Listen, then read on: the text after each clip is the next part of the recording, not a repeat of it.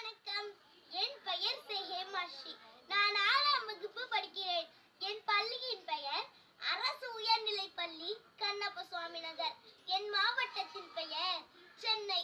நான் இன்று பெண் ஏன் அடிமையானாள் என்ற தலைப்பினில் சிறிது நேரம் பேச வந்துள்ளேன்.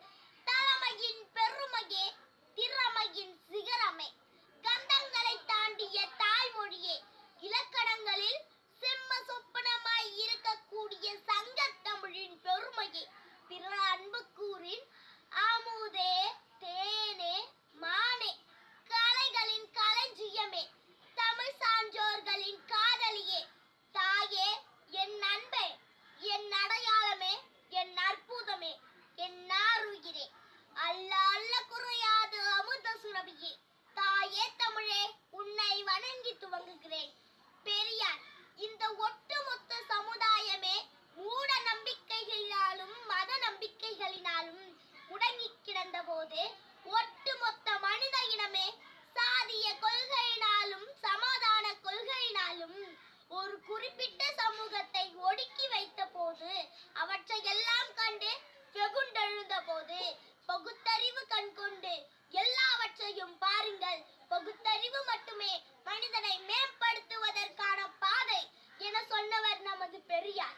ஆதி காலத்திலிருந்தே ஆண் பெண் என்று 2 பாலினங்கள் படைக்கப்பட்டிருந்த போது, ஆணின் அத்தனை சேவைக்குத்தான் பெண், ஆணிற்கு சேவை செய்வதற்காகத்தான் பெண் இவ்வுலகில் படைக்கப்பட்டிருக்கிறாள் என்ற பொது விதியை இந்த பிரபஞ்சம் எழுதிய போது, அப்படியெல்லாம் ஒன்றும் இல்லை, ஆணுக்கு நிகரானவள் பெண், உங்கள் அடிமை விலங்கை உடைத்தெறிந்து விட்டு வாருங்கள் என சாக்கடையில் கிடந்த பெண்ணை சிகரத்தில் வைத்தவர் தான் நமது பெரியார்.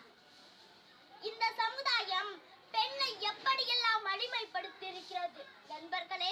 2 வயது குழந்தை, 1 வயது குழந்தைக்கெல்லாம் திருமணம் செய்து வைத்து அந்த கணவர் எதிர்பாராத விதமாக இறந்து விட்டால், அப்பெண்ணை இளம் வயது முதல் முதியோர் வயது வரை விதவையாகவே ஒதுக்கி வைத்திருந்தது இந்த சமுதாயம். நீங்கள் சொன்னால் நம்ப மாட்டீர்கள், 1 மாத குழந்தைக்கெல்லாம் திருமணம் செய்து வைத்திருக்கிறார்கள். இவையெல்லாம் கண்டு வெகுண்டெழுந்தார் பெரியார். உடனடியாக குழந்தை திருமணத்தை தவிர்த்து பெண் திருமண வயதை அதிகரிக்க வேண்டும் என்று சொல்லி வானால் எல்லாம் போராடியவர் தான் நமது பெரியார். தேவதாசி முறை என்று ஒன்று இருந்தது. 3 வேளை சோற்றிற்காக தன்னுடைய உடல் விற்று மானம் விற்று எவனோ ஒருவனுக்காக வானால் எல்லாம் அடிமைப்பட்டு கிடந்தாள் பெண். அதையும் கண்டு வெகுண்டெழுந்தார் பெரியார்.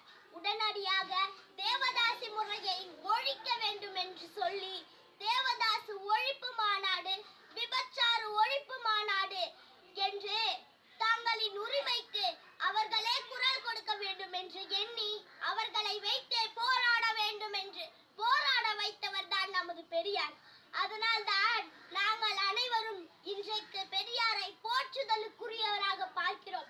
நீங்கள் சொன்னால் நம்ப மாட்டீர்கள், பெரியார் விபச்சார ஒழிப்பு மாநாடு நடத்திய பிறகு தமிழகத்தில் இளைஞர்கள் பலரும் தாமாக முன்வந்து தேவதாசி பெண்ணை திருமணம் செய்வதற்கு நான் தயாராக இருக்கிறேன் என்று பல இளைஞர்களும் சபதம் எடுத்தார்கள் என்று சொன்னால், அதுதான் பெரியார் செய்த பெரும் நன்மை. தொண்டு செய்து பழுத்த பழம் தூயதாடி மார்பில் விழும், மண்டை சுரப்பை உலகத் தொடுவோம், மனப்புகழில் சிறுத்தை எழும் என்று கூறி பேச வாய்ப்பு